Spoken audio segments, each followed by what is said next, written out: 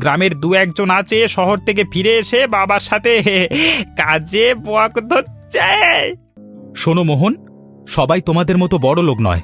সবাই চাইলেই শহরে পড়াশুনো করে কি বড় কিছু করতে পারে না। তোমার ছেলে এখন বড় হয়েছে, তার এখন সম্মান হয়েছে। আমাকে পরিচয় না দিলেই সে বেঁচে যায়। তুই আমার মেজাজটা খারাপ করিস না তো কবিতা। বাবা বকের মাংসের হোটেল দেবে, আমি কিনা সেখানে কাজ করব?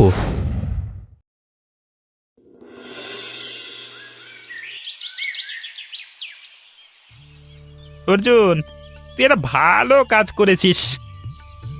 তুমি আবার আমাকে নিয়ে পড়লে কেন? আমি আবার কি করলাম? এই যে তুই শহরে পড়াশোনা করিসনি, গ্রামে খেটে বড় হয়েছিস, কাজ করছিস, এটা তো ভালো কথা। এটা আবার কেমন কথা বলছো? পড়াশোনা করলেই তো ভালো হতো। শহরে থাকতাম, ভালো চাকরি করতাম, বাবা মার নাম উজ্জ্বল করতাম। সবাই শহরে পড়াশোনা করলে ভালো হতে পারে না রে, ভালো চাকরি পায় না, দেখতে পাচ্ছিস না? গ্রামের দু একজন আছে শহর থেকে ফিরে এসে বাবার সাথে কাজে বক ধরছে। মোহন, তোমার এমন কথা বলা একদম উচিত হচ্ছে না। মানুষকে ছোট করা ছাড়া তুমি কথা বলতে পারো না?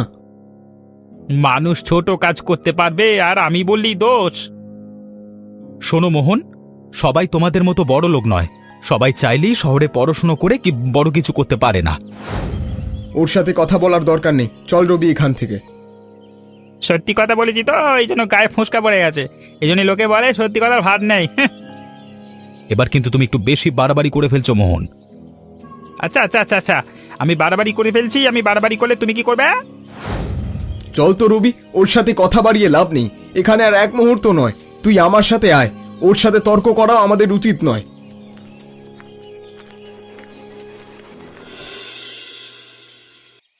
তোমাকে না আজকে কাজে যেতে নিষেধ করলাম, তারপরও তুমি গিয়েছিলে? ঘরে বসে থাকলে পয়সা আসবে কোত্থেকে? এই যে বাজার করে নিয়ে আসলাম, কিছু পয়সা রোজগার করে নিয়ে আসলাম, সেটা কোত্থেকে আসতো বলতো? কালকে রাতেই তো তুমি বলেছিলে তোমার শরীরটা ভালো লাগছে না, সেজন্যই তো যেতে নিষেধ করেছিলাম। আজকে একটা ভালো জায়গায় বক ধরতে গেছিলাম, অনেকগুলো বক ধরেছি, ভালো পয়সা পেয়েছি, তা দিয়ে বাজার করে এনেছি। তুমি তো বড় একটা সাদা বক নিয়ে আসতে পারতে, মাংস খেতাম। এটা আবার তুমি কি বলছো? তোমার ছেলে আমি বক ধরি বলে সারাক্ষণ চেঁচামেচি করে। বাড়িতে বকের মাংস রান্না করলে সে দুদিন বাড়িতে আর ভাতই খেত না। হঠাৎ করে ছেলেটা এমন বদলে গেল কি করে, সেটাই তো বুঝতে পারছি না। তোমার ছেলে এখন বড় হয়েছে, তার এখন সম্মান হয়েছে। আমাকে পরিচয় না দিলেই সে বেঁচে যায়। ছেলেটা পড়াশুনো করেছে, অনেক ছেলেরা ওকে তোমার পেশা নিয়ে জ্বালাতন করে, সেজন্যই হয়তো ছেলেটা সহ্য করতে পারে না। কি আর করব, কাজটা তো চাইলেই ছেড়ে দিতে পারি না। এছাড়া অন্য কোনো কাজ করতে আমি পারবো না এখন। থাক, ও সব কথা বাদ দাও। তুমি হাত মুখ ধুয়ে এসো, আমি খাবার দিচ্ছি। কিরে দাদা, তুই এভাবে এখানে বসে আছিস?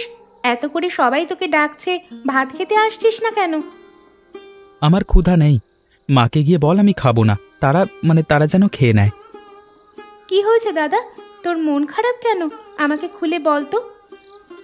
আরে না না, আমার মন খারাপ না, এমনিতেই খেতে ভালো লাগছে না, সেজন্য খাবো না। তুই গিয়ে ঘুমিয়ে পড়, অনেক রাত হয়েছে। তোমার কিছু তো একটা হয়েছে, না হলে তো তুমি এভাবে চুপচাপ মন খারাপ করে বসে থাকতে না, আবার খাবার খেতে যাচ্ছ না। আমাকে বলো তো কি হয়েছে তোমার? বাবাকে এত করে নিষেধ করলাম বক না ধরতে, তিনি তো আমার কোনো কথা শুনছেন না। আমি বড় হয়েছি, সমাজে চলাফেরা করতে হয় আমার, তিনি তো আমার কথা ভাবেন না। বাবা কি করবেন বলো তো দাদা, সংসারটা তো এখনো তিনিই টানছেন। আমি তো চাকরির জন্য অনেক চেষ্টা করছি, কিছুই তো করতে পারলাম না। বাবা তো অনেক দিন ধরে বলছিল একটা হোটেল দেবে, তুমি তো সেখানে কাজ করতে রাজি হচ্ছ না। তুই আমার মেজাজটা খারাপ করিস না তো কবিতা। বাবা বকের মাংসের হোটেল দেবে, আমি কিনা সেখানে কাজ করব? থাক দাদা, তুমি চেঁচামেচি করো না, চলো আমার সাথে ভাত খাবে, চলো। আমি বলেছি না আমি খাবো না, তুই গিয়ে খেয়ে নে। তুমি যদি এখন আমার সঙ্গে ভাত খেতে না যাও, তাহলে কিন্তু আমিও খাবো না, ঘুমিয়ে থাকবো। তোকে নিয়ে আমি আর পারলাম না। মাঝে মধ্যে মনে হয় এ বাড়ি ছেড়ে চলে যাই, কোনো দিন আর ফিরে আসবো না। তোর কথা ভেবেই শুধু যেতে পারি না। চলো চলো, আমার অনেক ক্ষুধা পেয়েছে, পরে কথা হবে, এখন খেতে চলো। বাবা, তুমি আমাকে ডেকেছো? বাবা, তুই একটু আমার কাছে আয় তো, তোর সাথে আমি একটু কথা বলতে চাই। বাবা, তোমার শরীরটা কি বেশি খারাপ লাগছে? ডাক্তার ডাকবো নাকি? গ্রামের ডাক্তার অনেক দেখিয়েছি, কোনো লাভ হচ্ছে না। ডাক্তার ডাকলে শুধু শুধু টাকা নষ্ট হবে। এবার মনে হচ্ছে তোমার শরীরটা একটু বেশি খারাপ করেছে। তুমি আমার সাথে শহরে চলো, শহরে গিয়ে ভালো ডাক্তার দেখাবো তোমাকে।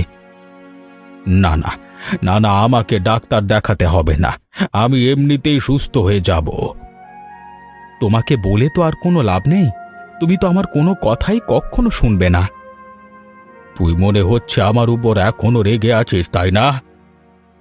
তুমি অসুস্থ হয়ে পড়ে আছো, আমি তোমার উপর রেগে থাকবো কেন? এখন আর রাগ নেই আমার। কিছুদিন ধরে কাজ করতে পারছি না, তোকে একটা কথা বলবো, রাখবি বাবা? অন্তত তোমার হোটেলের কথাটা বলো না বাবা, এই কথাটা আমি রাখতে পারবো না। না না বাবা, হোটেলের কথা না, অন্য একটা কথা বলবো, তুই রাখবি? আচ্ছা ঠিক আছে, আগে বলো, তারপর দেখছি কি করা যায়। কিছুদিন ধরে বকের মাংস খেতে পাচ্ছি না, বিছানার মধ্যে শুয়ে আছি। জীবনের বেশিটা সময় কেটেছে বকের মাংস খেয়ে। তুই কি একটা বক কিনে আনতে পারবি?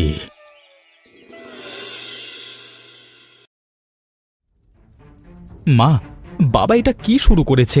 তুমি কি বাবাকে একটু নিষেধ করবে? তোর বাবা আবার কি করেছে? সে তো অসুস্থ অবস্থায় বিছানায় শুয়ে আছে, আমি তার জন্য একটু রান্না বান্না করছি, সে আবার কি করলো?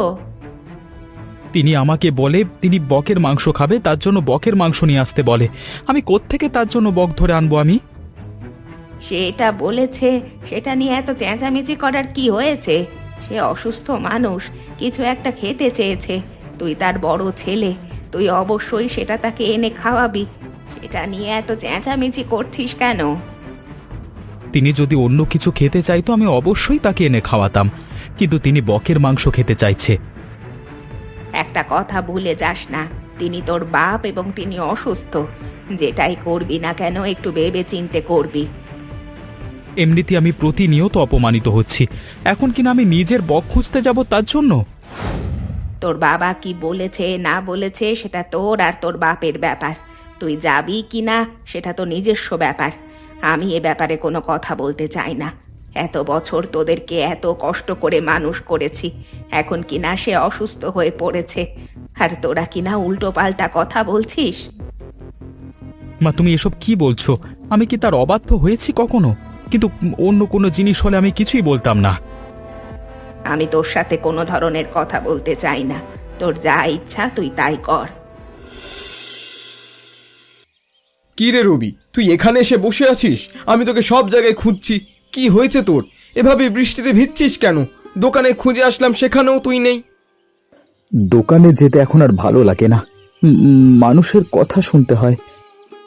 তোদের বাড়িতে গিয়েছিলাম, তোর মা বলছে কোথায় গিয়েছিস বলতে পারে না। বাড়িতে কিছু হয়েছে নাকি? এমনিতেই মন মেজাজ খারাপ, বাবা অসুস্থ, তার উপরে এমন একটা আবদার করেছে, মেজাজটা খারাপ হয়ে আছে। হ্যাঁ, কাকা অসুস্থ, ঘরে দেখে আসলাম। কি এমন আবদার করছে বল তো শুনি। বাবা বকের মাংস খেতে যাচ্ছে। আমি কি জীবনে বক ধরেছি নাকি? এখন এখন আমি কোত্থেকে তার জন্য বকের মাংস নিয়ে আসবো বলো তো? কাকা যেহেতু অসুস্থ অবস্থায় বকের মাংস খেতে চেয়েছে, অবশ্যই তোর একটা ব্যবস্থা করা উচিত। আমি কিভাবে ব্যবস্থা করব? তোমার কাছে কোনো বুদ্ধি আছে তাহলে বলো। পাশের গ্রামে আমার জানা মতে একজন লোক আছে যে কিনা তোর বাবার মতো বক ধরে। চল তার কাছে গিয়ে দেখি যদি পেয়ে যাই। আচ্ছা ঠিক আছে, চল তো গিয়ে দেখি, তারপর যা হবার হবে। আরে গোপাল কাকা, আমি অর্জুন। অর্জুন, একটু আস্তে আস্তে আয় না, ওদিকে আমার ফাঁদ পাতা রয়েছে, এত জোরে শব্দ করে হেঁটে আসলে বকগুলো উড়ে চলে যাবে। তা হঠাৎ করে অর্জুন তুই এখানে কি মনে করে? একটা বিশেষ প্রয়োজনে তোমার কাছে এসেছি কাকা। কি প্রয়োজন বলে ফেলো।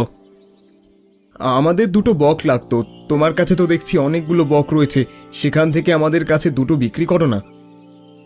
এই বক অনেক আগে বিক্রি করা হয়ে গেছে রে। ধরার আগে মানুষ টাকা দিয়ে রাখে। বকের মাংস নাকি অনেক মজা, সেজন্য সবাই বেশি পছন্দ করে। কিন্তু আমাদের কম হলেও দুটো বক দরকার, আমাদের কাছে বিক্রি করো না কাকা। আজকে তো পারবো না, কালকেও পারবো না, পরশুদিন আসিস তোরা। দয়া করে দুটো বক আমাদের দিন, দরকার হলে আমরা পয়সা বাড়িয়ে দেব। এই ছেলেটা কে রে অর্জুন? ওকে তো চিনতে পারলাম না। ও আমার বন্ধু রবি, ওকে চিনতে পারলে না? আমাদের গ্রামে বক ধরে সুকান্ত কাকা, তার ছেলে। শহরে পড়াশোনা করতো, কিছুদিন হয়েছে গ্রামে এসেছে। তোর বাবাই যখন বক ধরে, তাহলে ও এখানে এসেছে কেন বক কিনতে? কিছুই তো বুঝতে পারলাম না। আমার বাবা কিছুদিন ধরে অসুস্থ, কোনোভাবেই বক ধরতে পারছে না। তিনি আমার কাছে বক খেতে চেয়েছেন, কিন্তু আমি তো বক ধরতে পারি না। সেই জন্য আপনার কাছে আসলাম। আপনার যত খুশি টাকা নেন, দয়া করে আমাকে দুটো বক দিন। তুমি যে সুকান্ত ছেলে সেটা আমাকে আগে বলবে না? নাও নাও, এখান থেকে তোমার যে বকগুলো ভালো লাগে নিয়ে যাও। না না, বেশি বক নেব না, শুধু বাবা খাবে তো, দুটো দিলেই হবে। কত টাকা দিতে হবে বলুন তো? তোমার কোনো পয়সা দিতে হবে না, তুমি এমনিতেই নিয়ে যাও। এইটা কি করে হয়? না না, এটা সম্ভব নয়। আপনি অবশ্যই পয়সা নেবেন। তোমার বাবাকে আমার কথা বলো। তোমার বাবা আমাকে বক ধরা শিখিয়েছেন, তুমি চাইলেও আমার কাছে বক ধরা শিখতে পারো। না না না না, আমি বক ধরা শিখতে চাই না। আপনি বক দিন, আমি যাচ্ছি। কি হয়েছে মা, তুমি এভাবে কাঁদছো কেন? কই, আমি তো কাঁদছি না রে কবিতা। উনুনের কাছে বসে আছি তো, সেজন্য চোখ দিয়ে জল পড়ছে। তুই এখানে কি করছিস? অন্য কোনো কাজ নেই তোর? তুমি যে কাঁদছো সেটা আমি ভালোভাবেই বুঝতে পেরেছি মা। তোকে আমি যেটা জিজ্ঞেস করছি সেটা বল। তোর বাবা কি করছে? বাবা ঘুমিয়ে আছে। আমার হাতে আর কোনো কাজ নেই, সব কাজ আমি সেরে ফেলেছি। তোকে না বলেছিলাম তোর বাবা জামা কাপড়গুলো ধুয়ে দিতে? ধুয়ে দিয়েছিস তো? এতবার তোমাকে বলতে হবে না, একবার বলেছো, আমি শুনেছি। সব কিছু ধুয়ে দিয়েছি, তুমি গিয়ে দেখো, রোদে শুকাতে দিয়েছি।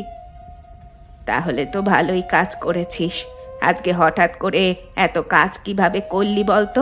অন্য সব সময় আমি বললে তো তুই আমার কথা শুনিস না। তুমি বললে তো আমি শুনতাম না। বাবা আমাকে বলেছে, সেজন্যই করেছি। বাবা সুস্থ হলে তো এগুলো পড়বে, সবগুলো ময়লা হয়ে গিয়েছে না। হয়েছে হয়েছে, পাকনা পাকনা কথা বলতে হবে না। তুমি কি ভালোভাবে রান্না করতে পারবে, নাকি আমি আজকে তোমাকে রান্না করে দেখাবো? তুই যদি রান্না করিস সেটা আর কেউ মুখে দিতে পারবে না। মা, তুমি কিন্তু আমাকে অপমান করছো। আমি কিন্তু ভালো রান্না জানি।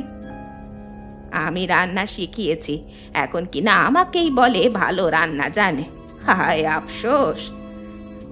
অনেক সময় কোচের চেয়েও খেলোয়াড়রা বেশি ভালো খেলে। তুই যা তো, আমার রান্না পুড়ে যাবে। তোর কথায় হাসতে হাসতে মাথাটা আমার খাচ্ছি সেখানে বসে। তুমি তো দেখছি মা দিন দিন অনেক মিথ্যে কথা বলা শিখে যাচ্ছ। তুমি আমাকে সবসময় বলো সত্যি বলতে, এখন দেখছি তুমিই মিথ্যের পাহাড়। আমি আবার কি করলাম? আমি আবার কখন মিথ্যে বললাম? এই যে বলছো আমি তোমার মাথা খেয়ে নিচ্ছি, আমি তোমার মাথা কখন খেলাম বলো তো? আর যদি তোর জন্য আমার রান্না পুড়ে যায় না, তাহলে কিন্তু তোর খবর আছে, আমি বলে দিচ্ছি। তুই যা তো এখান থেকে। কি হলো রবি, এভাবে বসে আছিস যে? তুই খাবি না? তুমি ওকে জোর করছো কেন? ও যে কেন খাচ্ছে না সেটা তো তুমি ভালোভাবেই বুঝতে পারছো। ছোটবেলায় কিন্তু রবি তোর বকের মাংস অনেক পছন্দের ছিল। বড় হয়ে এখন বেশি চালাক হয়ে গেছিস, তাই না? বাবার কথাও শুনিস না। বাবা, এখন আর আমার বকের মাংস খেতে ইচ্ছে করে না। তোমার এত খেতে ইচ্ছে করেছিল, সেই জন্য অনেক কষ্ট করে জোগাড় করেছি। তোমার যত ইচ্ছে তুমি খাও। ভেবেছি পরিবারের সবাই একসাথে বসে খাবে। তুই যদি না খাস সেটা মোটেও ভালো দেখায় না। আজকের মতো খেয়ে নে বাবা। ও যেহেতু খেতে চাচ্ছে না, তুমি ওকে জোর করছো কেন? ওকে ওর মতো থাকতে দাও। এমনও তো হতে পারে পরিবারের সবাই একসাথে বসে এটাই শেষ খাওয়া, এরপর আর কোনো দিন আমার সাথে বসে তোমরা নাও খেতে পারো।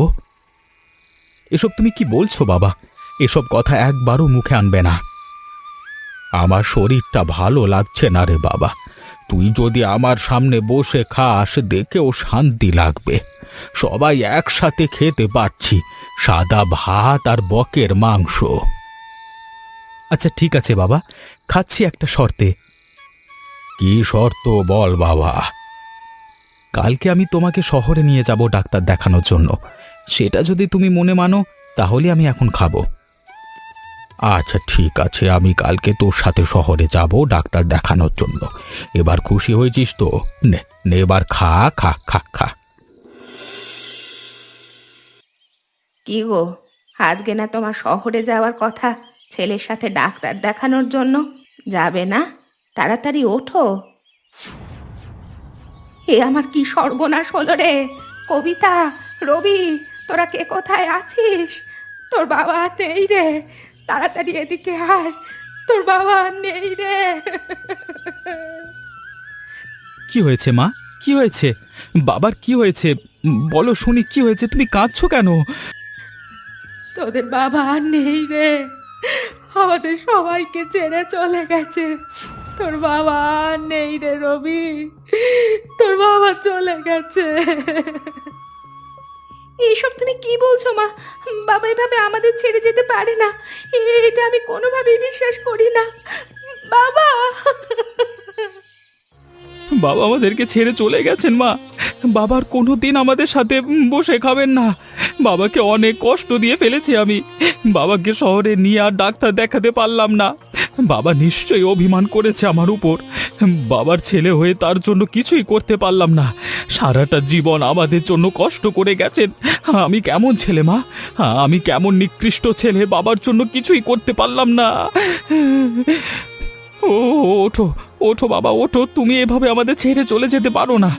আমি আরো একবেলা তোমার সাথে খাবার খেতে চাই একসাথে। আমি আর কখনো বলবো না বকের মাংস খাবো না।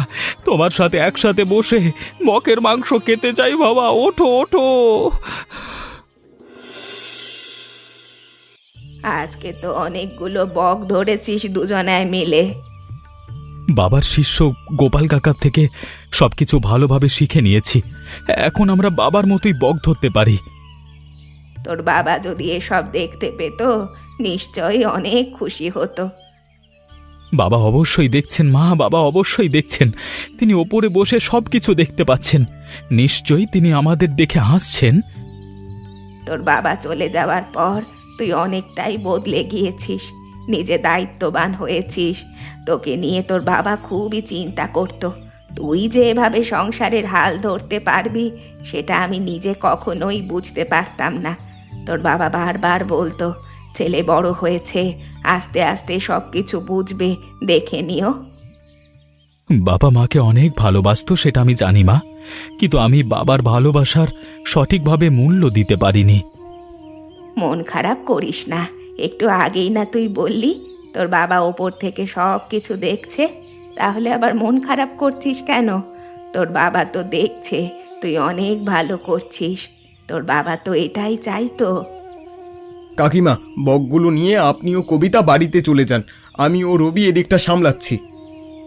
হ্যাঁ, আমরা অনেকক্ষণ বসেছিলাম, এখন একটু বাড়িতে যাই, তোমরা দোকানদারি করো।